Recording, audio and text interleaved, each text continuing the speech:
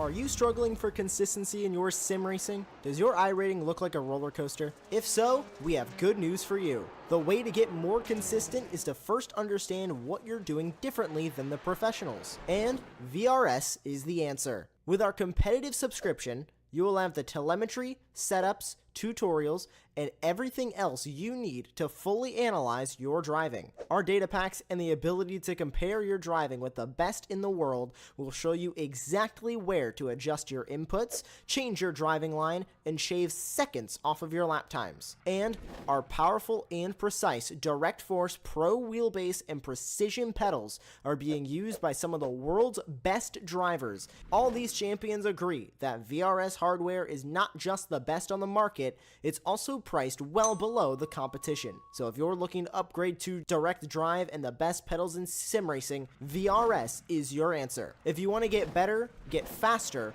and make it happen sooner rather than later, you owe it to yourself to find out why so many people are switching to VRS. You'll be so glad that you did. Visit www.virtualracingschool.com and learn why the best use VRS.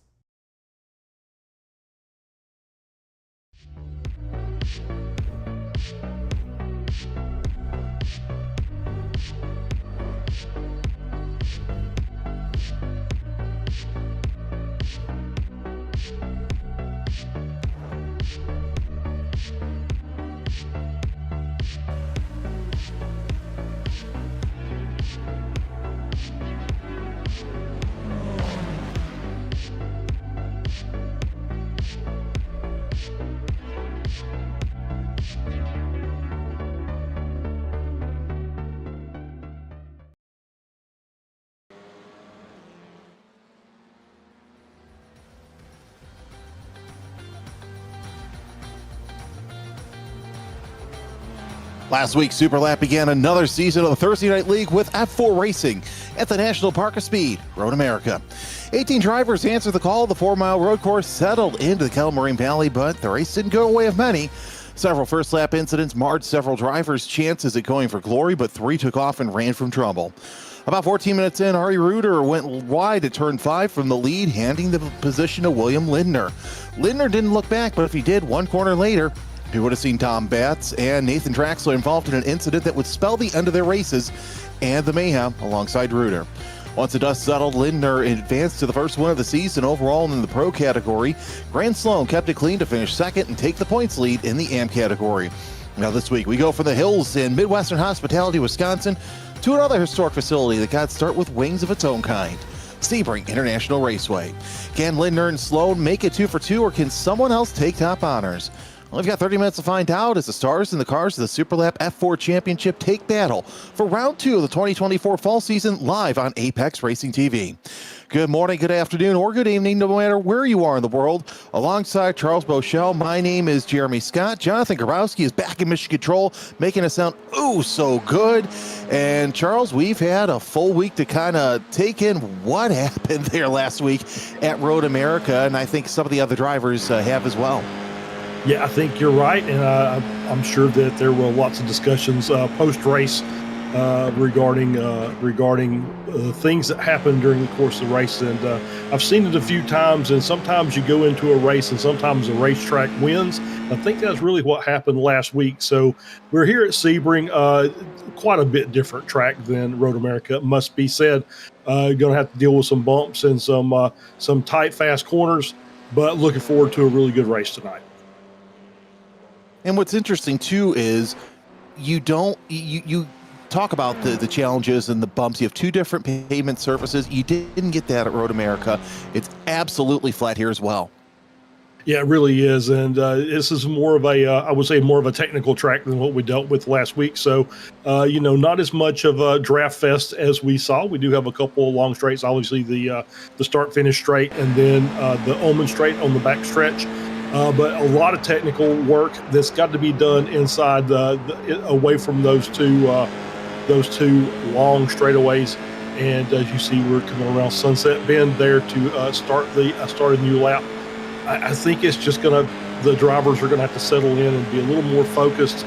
It's not all about just trying to carry speed. throughout every corner. This is one of those that you really have to focus on your racing line, and I think that's going to make for a much better race tonight. 17 turns, I should say. I got to learn how to count once again. A little bit shorter of a distance than what we saw last week at Road America, about 3.5 miles. We're taking a look at qualifying right now as Chris Campanale with a fast time of a 2:04.078. And what's interesting here between the two tracks, yes, this is smaller than Road America, but we're seeing about the same equal lap times. Yeah, I was just thinking that too. I was like, yeah, we're running about just a little above 2-minute pace. So 2:04 is our current pole time, and we've got 7 drivers. Let's see, 7 drivers under the 2:05 mark, and looks like about 7 or 8 drivers within 1 second of pole. So it looks like we're going to have some battles up front. Obviously, the draft is going to keep the cars a little tightly bunched, at least for the first part of this. We see some cars going off the track there at Le Mans corner, trying to get under that back straight, and that is one of those tricky spots that you're going to have to deal with during the course of the night. That's Hayden Salka in the number 43 fast time for Hayden of 2:05.567. Didn't see if that triggered the off track. We'll see what happens once we get out of Sunset Bend down that front straightaway as Salka trying to better.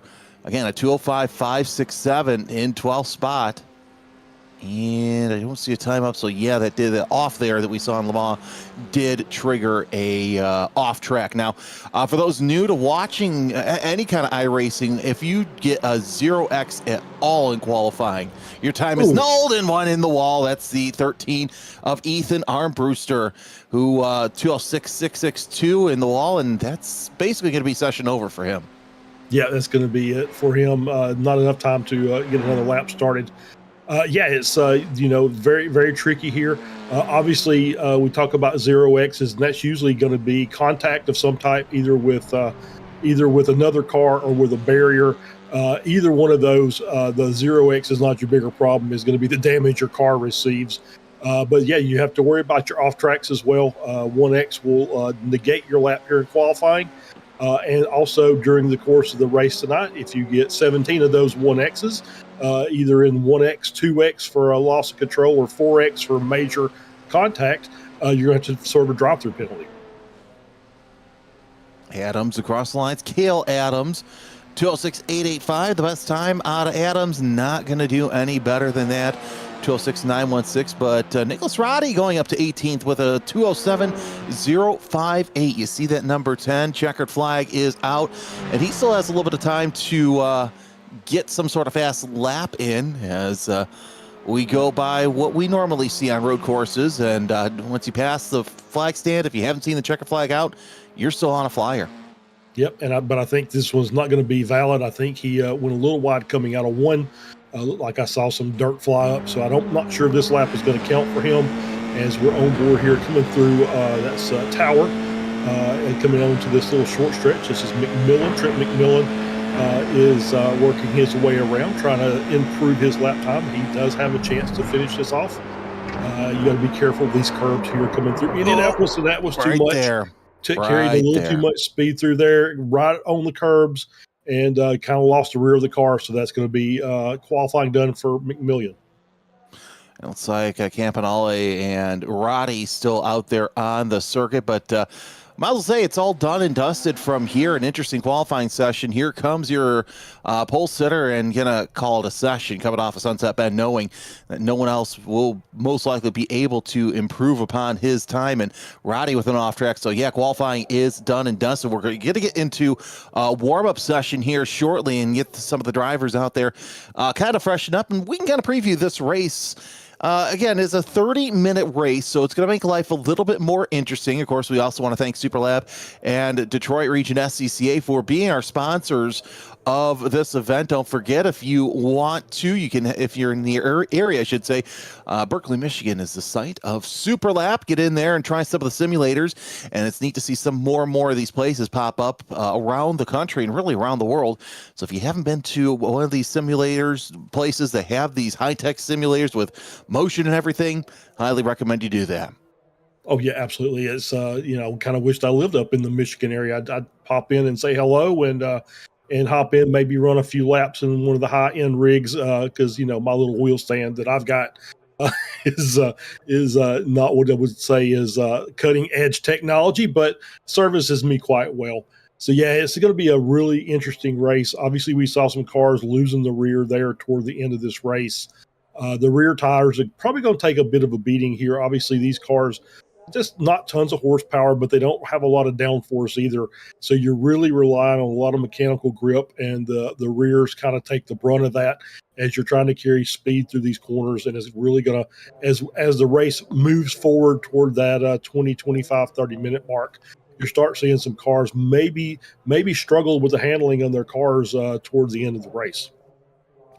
20 cars taking times, 21 entered. Eric Hallsbin, the only driver who has not logged a time yet. We'll see if Hallsbin joins us on the grid. We know last week there were 20 drivers entered. 18 took the call as we're just about ready to get set for warm-up session because the qualifying pit road is cleared out. Timer's still running on qualifying, and now we are reset for our 10-minute warm-up session. All right, let's talk a little bit about this racetrack. We previewed it just a little bit. Basically, from turns 14 all the way over to what would be considered turn 2, that's the old runway. From turn 2 all the way over to 14 on the other end, we're going to call that just road where the village used to be for Sebring Airfield.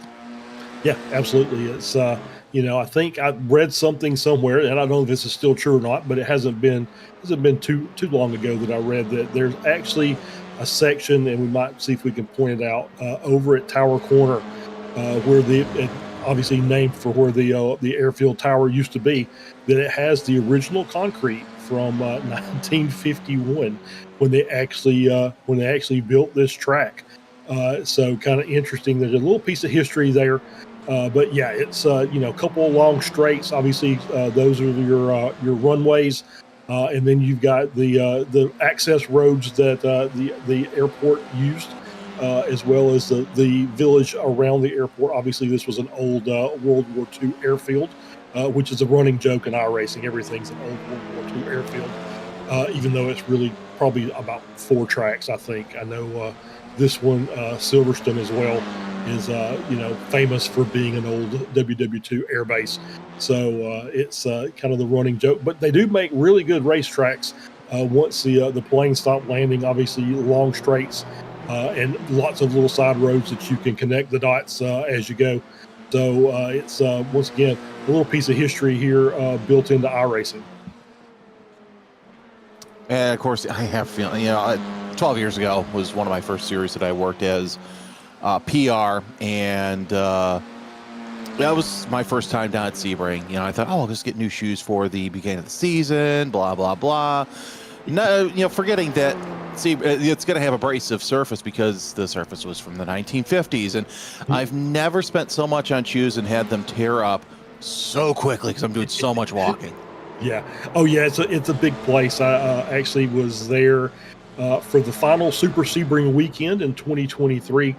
So I've scratched Sebring off my bucket list of racetracks. Got to see the WEC race on Friday and the IMSA race on Saturday, or Friday or Saturday and Sunday. But either way, two wonderful days of racing to see all those cars on there. I had a friend that I worked with that had a camper that we set down on the straightaway between turn 6 and then the hotel turn in 7. And just had a blast. It was a fantastic place to go watch some racing. Yeah, I've been there 3 times, finally notched off the 12 hours of Sebring last year with my wife, so able to watch the Valkyrie in person. Oh, okay, if you've not seen that, hopefully they keep it running, because that was the highlight of this past weekend for us down at IMS, is hearing just the reverberation of that engine up against the grandstands. It is so beautiful. So as you saw there on your screen, 25 degrees Celsius, the ambient temperature 77 degrees Fahrenheit, trackside temp 36 degrees Celsius, 97 degrees Fahrenheit. And Charles, one thing that has me a little worried, we've already seen a couple of incidents here in this warm-up session with some of the drivers, I would say not respecting the vortex of danger, as we've already seen some bent up carbon fiber already. Yeah, it's luckily we're in the warm-up session, and just everybody's still trying to find a couple of tenths here and there, trying to adjust their racing lines. This is a good chance to get some experience around some of the other cars, that you can get some race ready laps with other cars out on the track, and so probably see a few instances here and there as drivers are still trying to just look for that extra advantage as we're here in the warm-up session. So, we wouldn't think too much about it. Hopefully we'll get into the race and everybody will settle in, and we'll have us a nice 30-minute race tonight, and everybody completes the race, and that's what we're hoping for. Exactly. We ended with 5-6 cars last round out at Road America. So hopefully, everybody kind of gets their wits about them and doesn't have to go to the principal's office here at the end. There's a new driver that we've seen, Eric Halsband. He is in the 255. Missed last week, but thankfully he's able to join us this week. Actually met Eric at the Sim Gaming Expo. Really nice kid and really fast too, so I'm excited to see what he can do from the back of the pack up towards the front. Yeah, absolutely. Let's see what, coming in the last minute, didn't set a qualifying time, so he'll start in the back and he'll have to pick his way through the field, and hopefully it's something he can just make passes and not end up getting caught up in other people's mischief, which is what happened quite a bit last week. Unfortunately, we did see several crashes, multi-car crashes that did damage to cars that were just really trying to get laps. But, we had a really good, just going to shout out Alex Larson again, started in the back last week. And Alex did a great job of avoiding all the danger and was a minute or so off of the lead, but ended up finishing 5th. So a great run by Alex last week to just stay out of trouble and keep the laps going. Wasn't the fastest car on the track, but didn't need to be. Alex was the faster than the cars that were sitting in pit lane, and that's what's important. Exactly. They logged more laps than those who were involved in some sort of incident. And really, that's huge, to get out there and just show your worth. As it looks like you might be doing some sort of practice start. Oh, that'll be interesting. So, yeah, we'll see what Alex can do right now. 7th on the time charts, of course. Yeah, that is definitely a practice start. So we're going to see some standing starts here, I think. I'm just kind of looking through the information now to validate that. But yeah, that is what it looks like. Looks like we are going to have a practice start or a standing start tonight, which will be different. Obviously, there's a little bit of a danger involved in standing starts, especially with drivers. We'll talk about the SUPERLAP again. If they've got clutch pedal or clutch play controls, as we see a little slide there. With some cars making contact, they end up with some hand controls for clutches. That might be a little bit of a challenge for some of the drivers who aren't racing iRacing full time. So we'll have to see. I just generally think that the easiest way to start this car and the F3 as well is just wait for the green light, drop it in first, and just mash it.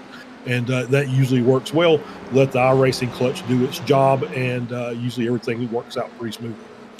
Well, and of course, this also kind of makes my next point a little bit more concerning, because it doesn't matter what series it's in. There's always that problem when drivers are coming off of turn 1 on a race start. Mm-hmm. How quick turn 2 just narrows with the runoff, because you go concrete, grass runoff. So that's going to be a problem for some of these drivers. Yeah, it will be. Yeah, those will be very, very patient with each other on that first lap. Coming down through turn 1 and into 2 and 3 it does tighten up quite severely, and is obviously turn 1 you're still on a standing start you're still trying to get up to speed when you get there, so it's one of those that you don't know necessarily how much lift unless you've practiced that a few times. So turn 1 is a pretty fast corner, and I would say it's almost one of those that's nearly flat, especially once you get the tires heated up. So it's going to be a little bit of a challenge, and it's a learning curve for everybody, I hope. And I just hope everybody, like I said, is just patient, gives everybody plenty of racing room, figure it all out on the next lap, and just get everybody going in a single file line, and we'll be okay after that.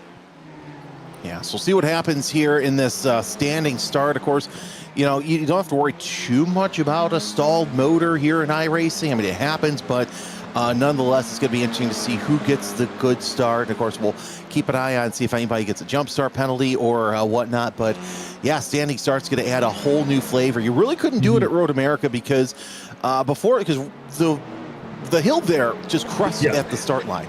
I can remember Champ Car when they did their one and only standing start. They actually did it past start finish, which is interesting. Oh yeah, to get on the flat, so you didn't have cars rolling back off the as they're sitting there trying to get the clutch bite point set and everything. So I can imagine that was probably smart on their part to just say, let's get everybody on flat ground and we'll start that way. That'll make things a little bit better.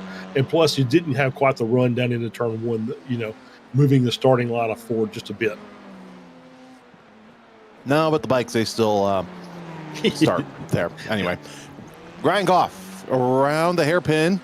Ooh, a little bit off there, and that we're going to see that from time to time. That corner catches pros out, as well as amateurs and sim racers alike. It is a very daunting course. Thankfully, we're running this in the daytime because I'll tell you this from experience, even at night watching those cars go through the hairpin, it was interesting to see how many more drivers went off because they missed their apex. Yeah, absolutely. Yeah, it's turn 7 is a bit of a struggle sometimes, and it's just I think it just comes down to patience. I know you want to run as fast as you can, but sometimes you just got to let the car settle into a particular mode and just work your way through the corner. The curbs are going to play an issue tonight as well, so we'll have to keep an eye on that and see if we get people starting to struggle with those during the course of the race. All right, time for the grid. I'll give the top 10 and have Charles round out the field. Chris Campanale is your pole sitter with a 204.977. Then you've got William Lindner in row 1. Ari Reuter and Nathan Draxler make up row 2. Dom Batts and Sean Fritz are alongside each other in row 3. That's Ryan Koth and your AM leader Grant Sloan with Brennan Lotta and Sean Gaynor rounding out your top 10. Yep, Rob Keach starts in P11. Hayden Salka starting in 12th. So we roll on down to P13. Trenton McMillian starting in 13th. Ahmed Badoon starting in 14th. Joel Campbell 15th. Ethan Armbruster 16th. Cale Adams 17th. Nicholas Roddy starts in 18th. Alex Larson 19th. Alex Carter starting in 20th. And Eric Callsband starting shotgun the field in P21. So already we're up 3 cars from Road America weekend. The Porsche pace car starting to roll off, as the field will also roll off behind for their warm-up lap. Again, a 3.5 mile circuit. Yeah, a little interesting. I wonder if there was just a little bit of a crux there in the starting. So that'll make things a little bit, I don't know if they'll make them less hairy or more hairy going into turn 1. Not really sure. I think turn 1 is just the first lap is always a scary proposition going in through here on that first lap with cold tires, cold brakes, and cold drivers more or less.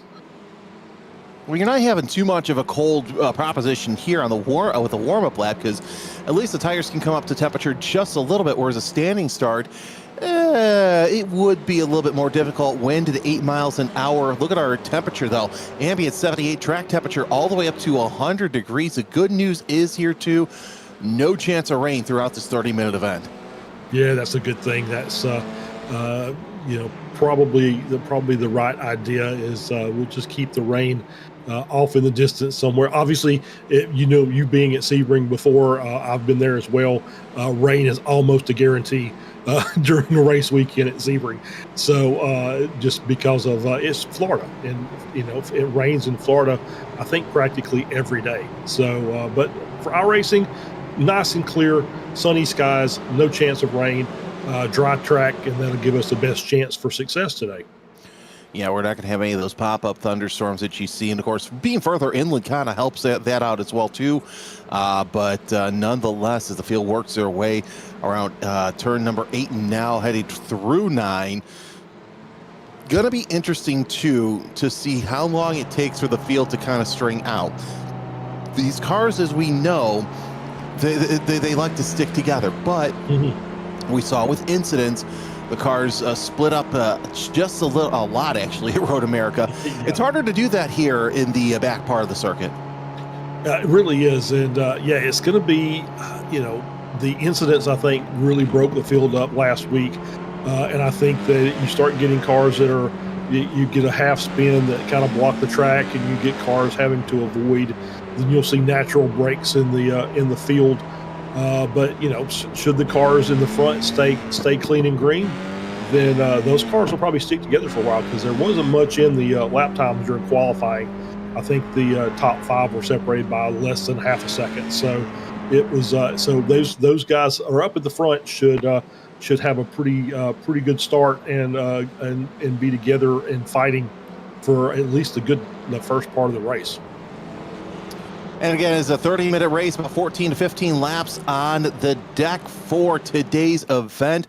21 cars looking to make their mark and see if they can join William Lindner as the overall pro winner, or Grant Sloan as the AM winners. The cars are starting to get into formation, headed towards Sunset Bend. It's the long straightaway from 16 into 17.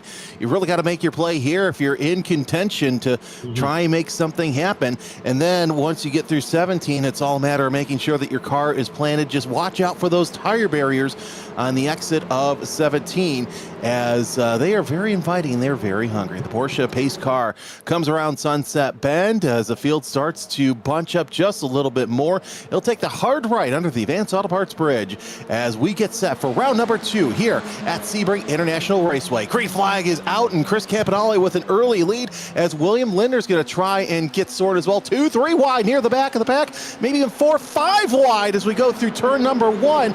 And so far, so good. There's Lindner going to try and squeeze it in, and we're looking clean and green through 1 and 2.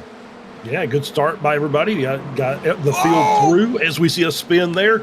And, there we go. It's a couple cars at contact. That's the 2 car of Alex Carter, the 51 car of Bob Keach, as we saw some sliding going on through turn 3. Checked the field up, and you saw the contact amongst some of the other cars. But it looks like everybody is still rolling. We got Alex Carter with a meatball flag to help come in. We saw another spin there in 7. That is the 5 car. Good. No, that was Chris the leader. Campanale. Yeah, Campanale with a spin off of the hairpin. That's what we're talking about. It's such a dangerous area, especially with cold tires. So we haven't seen the amount of incidents that we saw earlier on. But once again, it's almost like it repeats itself. William Lindner right now your leader, with Ari Reuter and Don Batts sitting in 3rd place. Yeah, we got a replay coming up here, and we're going to get a look here, and we're on board. This is the number 10 car. It's Alex Carter, the 2 car working to the inside. Ooh. And just runs out of room, nowhere for him to go. And yeah, you see as the cars stack up, and then as cars are trying to get untangled, they tangle themselves up in other cars. So we get another shot here from Roddy's ride as we're working the way, and it's just that spin. That's the 19 car was the one that Sean Fritz had kind of initiated that with that little half spin going into 3, and that just stacked the back half of the field up. Well, you also had Brendan Lotta get run over by Hayden Salka there too. Oh, look at that. Lindner goes a little bit wide as Reuter. Going to take the lead early. What's going on with Lindner? Just a little bit of mayhem there going through the Sunset Bend.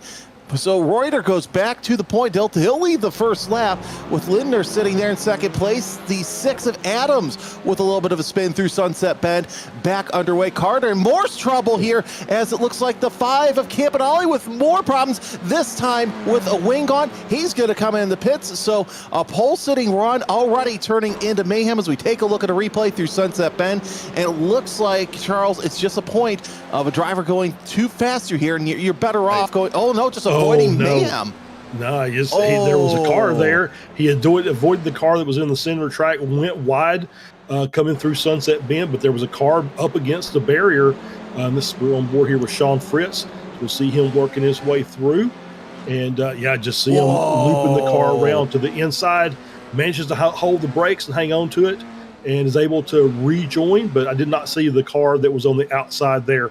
But that was what cost Campanale his ride for today, as he is now in the pits, and looks like he's already cleared the pits. I think he's done for the day. I think he's decided, I don't think I want to go back out there. But Roddy's in the pits, Carter's in the pits. Campbell has already been in the pits, but I think he is also still there as well. I did not see. I don't even think he took the start. I think he had a pit on the pace lap. Yeah, so we have about 18 cars on track. This is the battle for sixth place between Armbruster and Sloan. Nose to tail, about 1 to 2 car lengths separate them through Bishop Bend into 15 and through 16. So we haven't seen the calamity that we saw last week, but still, it's enough to create some sort of drama. We have a lot of cars still here, so we got a good battle for 8th place too between Sokoa, Beidou, McMillan, and Halsman. Look at Halsman, started shotgun on the field, already up to 11th by the end of lap 2. Yeah, doing a great job avoiding all the mess, and has worked his way up into P11, and he's on the back of the pack here. And he's taking it really deep through Sunset, really hard, as you see him make up a couple of tenths there on the cars in front. So Osmond's out for bear tonight. Well, here's what's interesting too. You know, there's a certain line that you need to take around Sebring. And in real life, when you go there, take a look at that bridge over Sunset Bend. There's a certain dot that I've talked to several driving instructors, and they said that's a dot you need to aim for, because that's where you're not dealing with so many bumps. And it seems like that's the line that Halsman took, now in the top 10, knocking on the door of 9th. Yeah, he's having a good run, making a nice move coming through 7. So he's going to work his way down through 8, 9, now into 10 and 11. He's working the back half of the lap now. And you see the cars in front, Beidou and Saka just in front of him. So it'll be a battle for P8 here very shortly. And we'll watch the battle for third between Bats and Goff. Something I wanted to make mention, but first let's see if Goff has anything for Bats. Does not through tower turn. Sets up a nose to tail. Actually, that's going to be through Cunningham into 11. As now we're on board with Goff, as he's going to look to the outside, going to try and do it around the high line, but look at Bats just leaving that space open. And of course, you see up there that battle for the lead between Reuter and Lindner once again heating up as they head their way through Bishop Bend. But Charles, one thing I was going to mention is we've got drops here. So some of these drivers that we see at the front, they decided to miss the first week, and they're still technically in the hunt for the championship. Yeah, absolutely. Yeah, those drop weeks are lifesavers a lot of times. Good job by Linder to make that time up. You see he's all over. He's going to look to the inside, going down the Ulman Straight into Sunset Bend. He's going to try and make that move. Obviously, very dangerous to take that inside line. You got to keep it very tight. There's some significant bumps on the inside of that corner there, and you'll watch the car. You see them right there as they just kind of bound over them, and then on the exit as well. So it's going to be side by side down the front straight. 600s, 500s, and we got a problem with Goff. Goff is spun off, coming, and once again, we talk about how that tire wall is just oh so inviting, able to get going, but going to lose multiple positions, get in this battle between Armbruster and Sloan here for 5th spot, and going to lose even more as McMillan goes around Beidou for 10th. But a rare mistake out of Goff, although this is the second week in a row that he has been a part of problems. You also see Sloan going around Armbruster. Yeah, absolutely. And I'm just also looking at the timing board, and we got Sean Gaynor and Alex Larson both have meatballs. So if there's something happened, they're in the pit lane now, getting their cars repaired. We'll see if we can get a replay of that. And here it looks like we got one coming up. So we've got Larson here.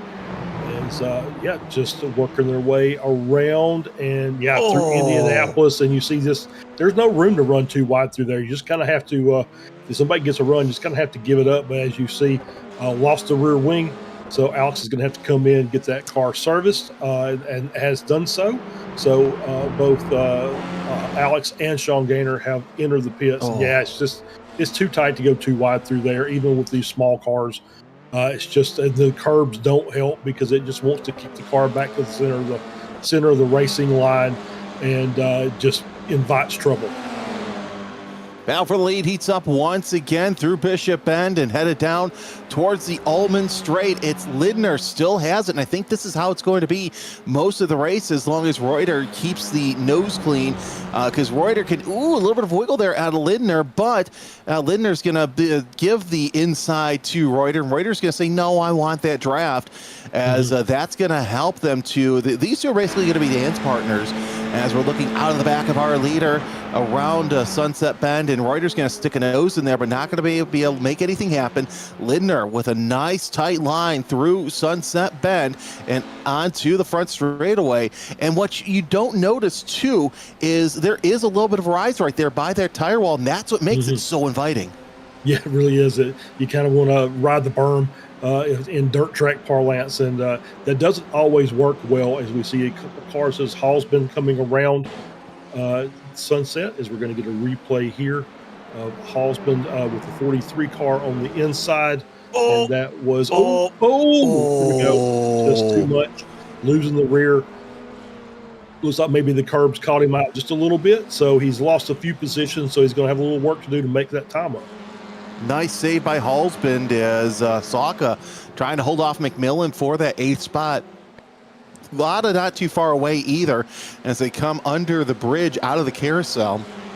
And this is the battle for 8th place as these three have really been lockstep most of the races. Lada's going to look to the inside heading into the hairpin. Not going to make anything happen. Now, while this is a great passing zone, it's also a high-risk zone because if you just go just a little too wide, that grass is just going to suck you in. But it's great spectatorship for the hotel guests. Oh, yeah, absolutely. As we're on here with Trent McMillan working their way down into this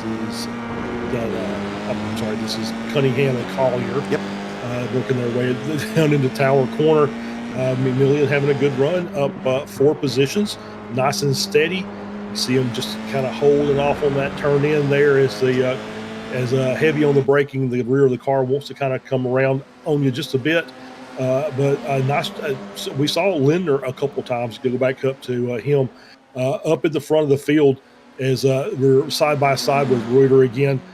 Just really, really struggling, especially down in this corner. Just trying to hang on to the rear. You saw him lose it a couple of times, but have to gather it back up to keep the rear in the back where it's supposed to be. And you see losing that position, but he's going to make that run back down. Probably pick it back up going into turn 1. And that's just what it's going to be all race long as Lindner gets the lead back past the line, but Reuter really holding tight around the outside of 1. Sets up for turn number 2. They're side by side through turn number 2. Reuter with the nose out front, but Lindner with the line. They're still neck and neck around. A little bit of a wiggle out of both drivers as they make their way out of 3. Now through carousel. Reuter shuts the front door on them coming out of turn number 5. So move Reuter to the point for now, but they still have the drafting opportunity at the hairpin. Charles, where there are corners, you still can draft off. We see Lindner popping out just a little bit. He's on the outside, definitely not preferred around the hairpin because he's got to turn just a little bit harder. Yeah, absolutely. There's a few smaller, short straights through here that you're going to pick up a little bit of a draft, but it's really hard to kind of build that up. You need to have really good exits out of the previous corner to get some a little bit of overspeed there. They're going to battle through here. Just still side by side. These guys are putting on a show up here at the front. Well, I think Reuter has some unfinished business after his little incident in turns 5 and 6 halfway through the last race at Road America. So Reuter has a point to prove as he opens up a 2 to 3 car length gap heading into Bishop Bend. We'll see how long that lasts because the draft does have a big effect on these cars. Something I also was going to point out, Ethan Armbruster's having a quiet race, up 10 spots to 6th place. Also, Eric Hall's been trying to climb back up the ladder. He's up 9 spots to 12th from his starting grid position. Yeah, having a great run, up 10 spots. That's a great job. Just as we see Goff there, it looks like he's got a slowdown. As we see the yellow flag next to his name on our timing tower. So he had a little bit of off-track excursion there and had to give up a little bit of time. The iRacing service thinks he cut the course, and he probably did, but that's kind of part and parcel for Sebring. You are gonna get that a couple times, especially in the hairpin. The tighter you take that, the more likely it is you're going to end up having to give up a little bit of time. So we see this battle with Badoon and Lada for P9. So we see Badoon working his way around and getting that position. But, normally those guys up front, Reuter and Lindner, when they're battling side by side like that, normally what you'll see the cars that are behind start picking up, big chunks of time as they're having to kind of slow down to keep themselves off each other but really hasn't happened yet. Bots is 3 seconds back of this battle up at the front, and so not really able to capitalize on that battle in front. Well, one thing that he really wants is to have Traxler kind of catch up to him and draft off of him, not necessarily race. He's just barely inside that draft zone. He got about 1 second between two cars to have that draft really work. And even if Sloan catches up, by the way, Sloan in the AM class sitting in 5th place to have a day as he's looking to really stretch that lead in the AM class so far. But nonetheless, Sloan needs to catch up to Traxler. Traxler needs to catch up to Bats. And I think that's when we're going to have a good race for the lead, because look, we're just under halfway left in the race. Yeah. There's still plenty of time for this to really start to heat up. Because you have several great battles. By the way, Larson, they're back out, 1 lap down in 14th. Yeah, Larson's back out, so they're going to continue the race and try and pick up a few spots to kind of add to that P5 finish last week. And you're right, as these guys start getting a little bit closer together, that draft will start helping all 3 cars out, but they need to stay nose to tail, not start any fighting. That's the only way they're going to be able to pick up any time on the cars in front, and they're going to hope those guys up front decide they want to scuffle for that lead for a few corners to give them a chance to make up some big chunks of time. Which, as you look on the track visually, it looks like that the 3rd, 4th, and 5th are really starting to close in. But Reuter and Lindner, though, now they know that they've got drivers hot on their heels a little bit further away. Lindner running a little bit slower than Reuter. But nonetheless, one has to wonder if it's just Lindner trying to save the tires. Because, yes, you're running 30 minutes, but these tires still can't fall off. Oh, and they will. They'll fall off in that last 10 minutes of the race. So you'll start seeing it. And Lindner was already struggling a bit in some of the higher speed corners, so he's going to really have to work to keep the car headed in the proper direction. But he takes the lead back over Reuter, so he's going to be back up in P1. But they're still, once again, still side by side fighting. Was that an off by Reuter, or was it just way too wide through the hairpin? Both pretty much the same as Reuter and Lindner now neck and neck going into the heavy braking zone through Cunningham. Lindner has that advantage, and he's going to take that line and get that lead back once again. We'll see how long that lasts, as Reuter's just too good, too fast. He's within the striking distance once they get onto the back straightaway through Tower Corner, as Lindner, your leader so far. But then again, there is Larson, I should say, in the 14th spot, 1 lap down. We know Larson will probably move out of the way, but still, that draft, when Lindner gets up there, is going to help him out. Oh, definitely will. He'll be able to get the draft off of Larson as they're quickly gaining on the lap down car. As we did see Trent McMillian also, I believe, had a meatball and is pitted. So here we go, side by side down the back straight, heading down into Sunset with it's like Reuter on the inside, Lindner on the outside. You see the opposite lines there between the 2 cars, and Reuter getting a bit of an advantage with the inside line, able to hold it tight and pick up a couple of car lengths over Lindner. So really, once they cross the line, Reuter does not lose the lead, but Lindner going to try once again, make that pass off of turn number 1. He's going to get the position back for the time being, but he's also going to have that line into turn 3, which is so precious, as they're still side by side through 2 and now into 3. So Lindner has the line. Oh, they almost touch. Wouldn't be surprised if that was a little bit of netcode there with the wiggle, but through 4 and into carousel, Lindner is your leader for the time being. Let's watch them as they come through the bridge, and they'll set themselves up for the hairpin. Last time by, Reuter with a little wide exit, and that's what gave Lindner that advantage. Lindner cuts him off on the inside, decides he's going to have to go around the long way, which he knows Reuter has no problem with, but still, so far so good. Yep, so far so good. But look behind, Bats has picked up a second with that battle up at the front. So now the gap is 2 seconds back to P3. And so he's hoping that these guys keep fighting as they're still side by side coming through into Collier and Cunningham. So they're still sitting side by side, and that's just allowing Bats to run his line and pick up precious tenths. And that's going to bring it to a 3-car battle here in very short order. Sloan with a second slowdown penalty in a lap, which is kind of interesting. as now, take a look at the replay here. See why Sloan got the slowdown penalty. Going into the hairpin. Let's see. I bet you I know. Yep, I know exactly how this ends. Yeah, that's a slowdown penalty. Coming wide through the exit of the hairpin, and once you're off the track, you're going to get a slowdown there. It's going to cost you about 7/10 or so. In reality, it's probably more like a second, as we've seen on the screen. As the top two have now passed Larson, and so Botts is going to get the benefit of that draft to help him maybe make up another 10th or two going down into turn 1.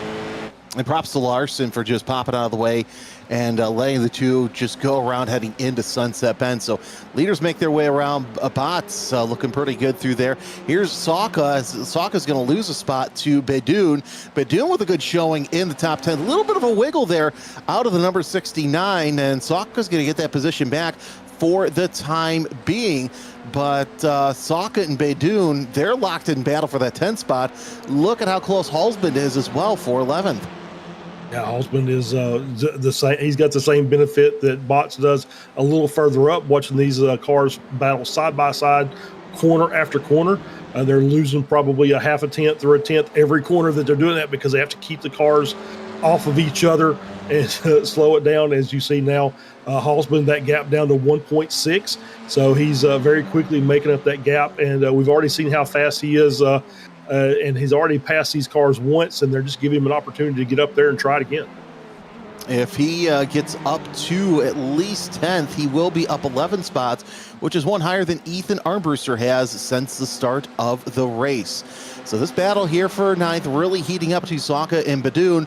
Bedoun trying to go around the long way, setting up for Cunningham, and he's got, wow, that's a nice little cut across by Bedoun. So the 69 looking pretty good, but yeah, now Halsband within that second range. Still got that battle for the lead. We're also watching with one other eye as, oh man, I've got to say, Bedoun using all that he can, all the track he can to try and keep Saka behind. But that's one thing. Once Halsband gets up there, I think it's going to be a totally different race for Bedoun. Yeah, I think you're absolutely right. He's got it now within a half second behind Saka. So he's going to get a good draft on these next two straightaways, as these cars still up front, still battling each other. It's Lindner over Reuter for now. We'll see if Reuter gets to run down the front straight and is able to make that move down into 1. And I think that if Reuter would have been able to save his race, I think that he would have done well. Holy cow. Halsband all the way up to 9th. He jumped both Bedoun. Yeah, and I see Saka with the meatball and in the pit. So I'm going to say that was he had a really got a great benefit from Saka there, as we're going to get the replay here. Bedoun working his way through Indy and then into Le Mans. Very, very tight corner there, a little bit wide off the track, and Saka does as well. And Saka catches the curb and then just slams into the wall on the Ullman straight. And Bedoun with a slowdown there, so Halsband's going to get both cars coming down the back straight. All right, so we're on board with Saka. We'll see what happens as just misses the apex, goes off kind of in sympathy, and then just loses it right there on that rubble strip exiting turn number 16. I wonder if he maybe touched the brakes there because he was closing on Bedoun very, very quickly. So he might have had a little touch of the brakes there, and that's going to help him rotate the car into the wall. So next on Halsband's hit list is the 11 of Lada, about 3 seconds behind. But, anything can happen. We're just shy of 11 minutes left. I'm sorry, 9 minutes left in the session. No, 8. Look. I went to broadcasting school, so I didn't have to count. Here's a replay of Halsband. Let's see what Halsband does around here. Yeah, let's see. Coming through. Oh, a little bit of a wiggle there going into the carousel. Yep, and an off. Yeah, and the off track there, that's going to be a slowdown as he's working his way around. I believe that was Larson's car. So he was trying to lap the car. Maybe a little bit of follow the leader there, as you just kind of get fixated on the car in front and end up taking their line. And if that line happens to be an off track, you're going to be doing that too. I think that was the problem here with Badoon and Sokka. Is Sokka just instantly, like I said, it was just a sympathy off right there. And unfortunately, the difference between Sokka and Badoon is Sokka just, could not save it. And yeah, I wonder if because Sokka was just closing in so fast that he just tapped the brakes and that was game over. Not game over is this battle for the lead between Lindner and Reuter. This is the battle we were kind of deprived of last weekend between these two drivers. But this is going to be fun down to the wire. We're working lap number 12 of, like I said, around 13 or 14 as drivers running in the 204 range. Fastest lap of the race, so was Lindner with a 204. Last time by Reuter ran his fastest lap of the race. And these two drivers just showcasing the talent that they have in these F4 cars. They really are, and it's and every time they get nose to tail for a couple of laps, they end up extending that gap back to Bots. It's back up to 3.8 now. So obviously they've got the pace advantage, but the battle amongst themselves is keeping them from really getting a decent gap. So maybe Reuter has noticed that and is decided, I'm going to stay in line for a couple of laps. Let's get us a gap back, and we'll finish the fight here in the last couple of laps. Stewards have reviewed that lap 1 incident through Sunset Bend with the spin with Sean Gaynor. Also took out the number 10 of Nicholas Roddy. Took a little corrective action as is needed for someone that was holding their brakes after a spin. And then the 12 of Larson gets collected, as well as the 5 of Campanale. So the judgment from the race director, respectively, if someone holds their brakes, doesn't drift into the racing line, quote unquote, nobody dies. So that's the key. And that's why we do this. Holy cow, Reuter with a pop out through Sunset Bend. That's going to give him the lead for the time being. Lindner not going to take any prisoners there around the outside, muscles way around. Oh, almost clips that tire barrier. Lindner with a scant advantage and muscles around Reuter, high, wide, and handsome. Yeah, absolutely. Great battle still. I think Reuter really likes the inside line through Sunset, but Lindner did a good job of just holding the momentum on the outside, letting the car take the widest arc possible, scrubbing off the least amount of speed, and is able to hold on to the position. Sokka, the only car in the pits, as you saw. Not sure if they're going to get back out or not, with just under about 4 minutes left to go in this race. Lindner and Reuter, your top two. This is the battle of the race right now, as Reuter's going to tuck under the rear attenuator of Lindner. He's going to pop to the inside just a little bit, not going to make anything happen through the hairpin. Sets up 4, turns out through the long stretch between 8 and 10. 9 kind of just a little bit of a kink here, but that's still going to give Reuter a chance to maybe think about looking to the inside of Cunningham. He's not going to do it. No, he's going to stay in line for the time being. I think we're going to have, just kind of looking, I think it's going to be 2 to go at the line. So we'll have 2 more laps of racing after this. And I think Reuter is just kind of looking around, seeing what, kind of plotting the strategy as he sees, taking a very tight run there coming out of Tower. It was a great run, and had a great run up through there, right up on the edge of the grass, and has got the inside line for Indianapolis. Is he going to hang on to it? And still side by side, and Lindner hanging on to the position for now, but still really good racing, really clean racing up here at the front of the field. Talk about a masterclass in racing here at Sebring. These two are putting on a clinic as Reuter drafts up 135 miles an hour, 6th gear, pops out. And look at how much speed that he's already carrying going into Sunset Bend. Reuter with that inside advantage so far, gets really close to those walls there through the apex, has the lead for the time being. How long will he keep it? Does he keep it across the line? He does. 0.008 as they're still going neck and neck. So yeah, 2 laps to go as Lindner takes that lead back just barely. Yeah, but that gives Reuter the what he needs to know for that last lap. He doesn't need to pass him completely. He just needs to be ahead of him or even with him coming through Sunset on the inside line. He can get a good run, and as long as he keeps the rear of the car behind him, he's got a good chance of winning this race, but it's going to be very, very close. Now they're back to nose to tails. Reuter has that line. He's going to make Lindner work for going into the hairpin. Lindner says, I'll give it a shot. And Nonetheless, both those drivers able to stay on board as Reuter shuts the front door on him around turn number 7 and into 8. Oh, look at how close! He's almost in the rear gearbox of Reuter. Lindner is, as they still work their way through Cunningham. Lindner gonna try a pass around the inside of turn number 10. No dice. No dice, but once again, another good run. Yeah, I'm not sure I would want to bump draft an F4 car. Don't know that that's going to be the fastest way around the track. Especially once we get a little of these, even these little kinks is enough to, if you're touching the car in front, enough to send them spinning. So, you don't necessarily want to spin anybody or get collected by somebody spinning. So, that's probably a little too close for comfort, at least for me. But that's very aggressive racing by Lindner.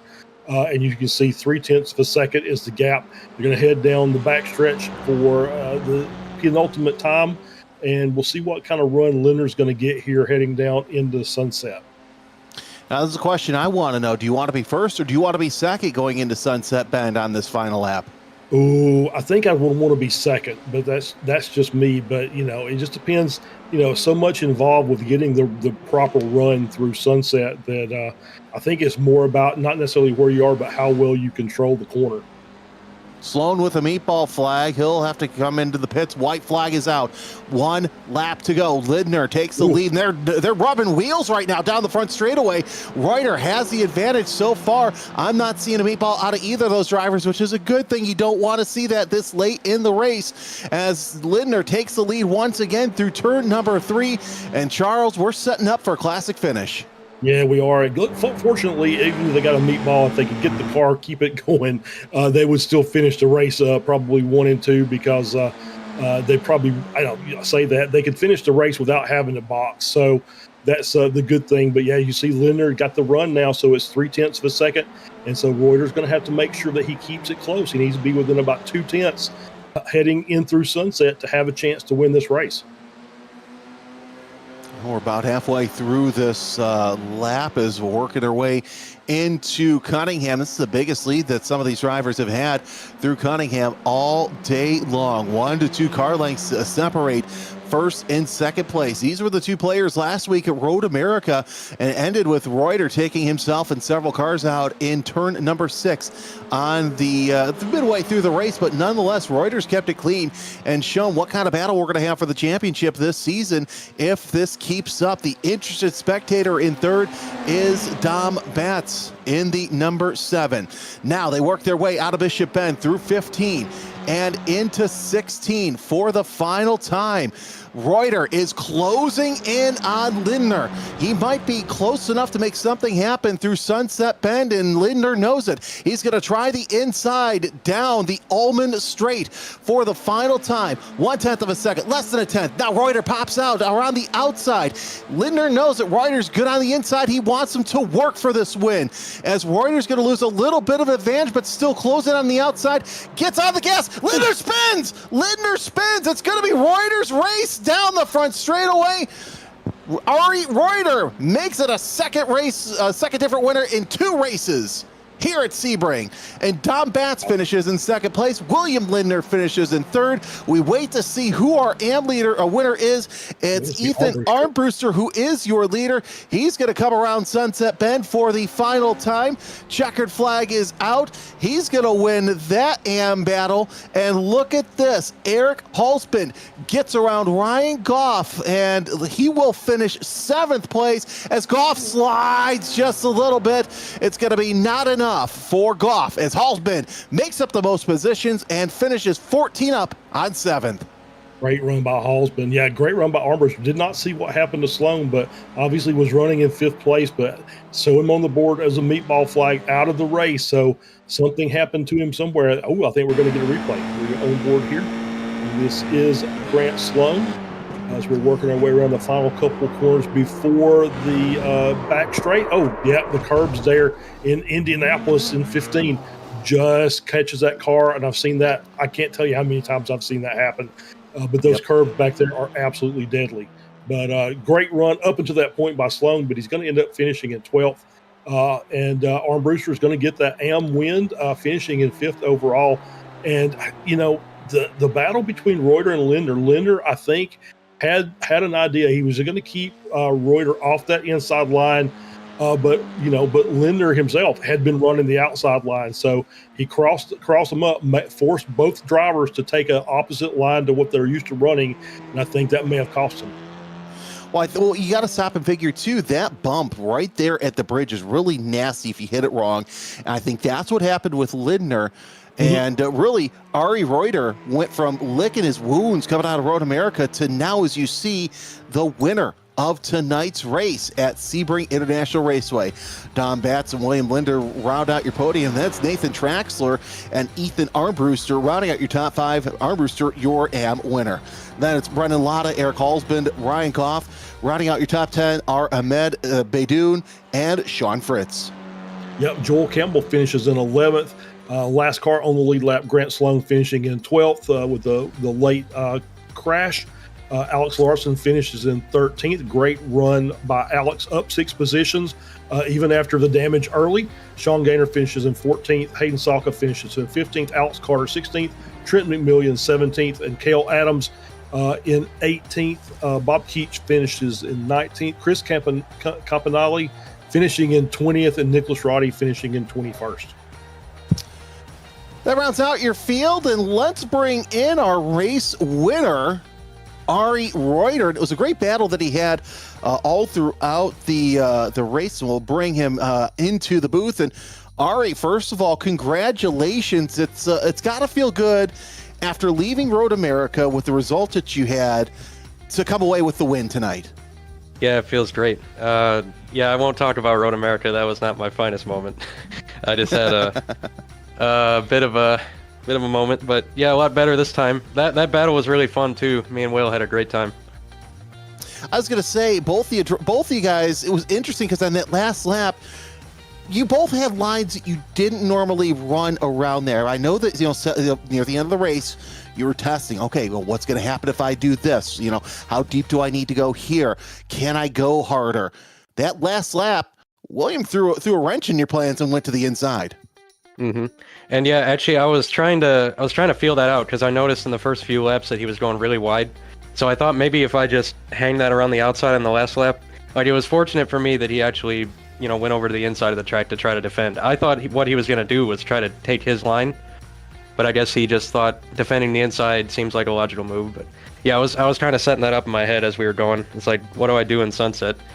And I think if he hadn't looped it, it might have been a drag race, but my run wasn't the best, so yeah, it would have been cool to see what happened, but yeah, it's unfortunate what happened to him.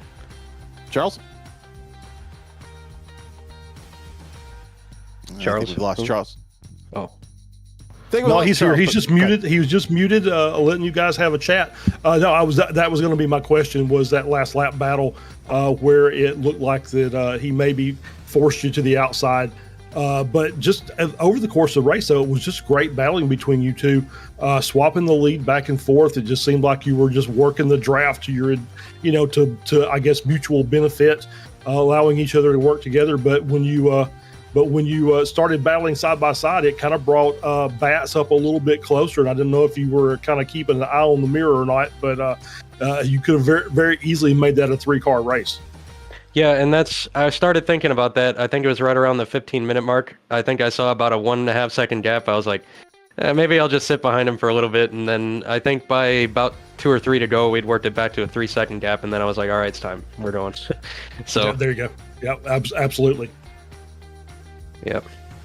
Well, nonetheless, it was an absolutely fantastic show that you guys put on.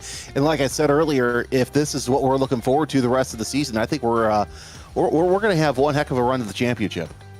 Yeah, and I won't say that I'm the best F4 driver ever. I think that my experience in wing cars is not really as up to that level of Will's, but yeah, it's going to be a lot of fun to get to race with him.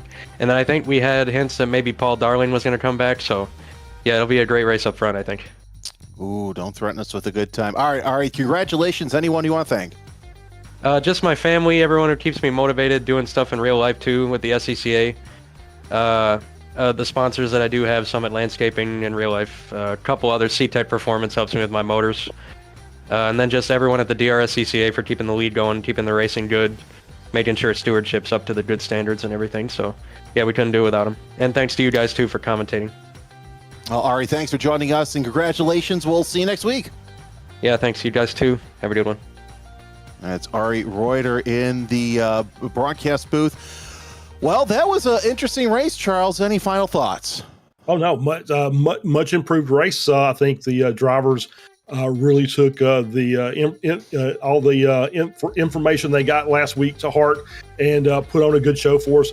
I think we've got 4 or 5 really good drivers. I think it's going to be a really good battle for the championship this season.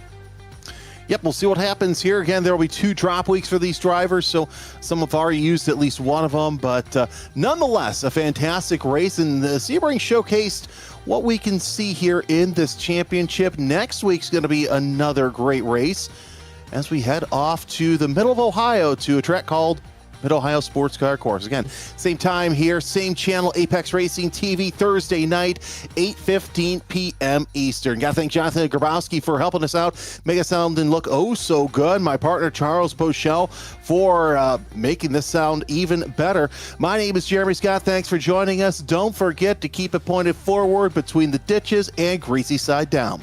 We'll see you next week at Mid-Ohio Sports Car Course for SUPERLAP F4 Championship.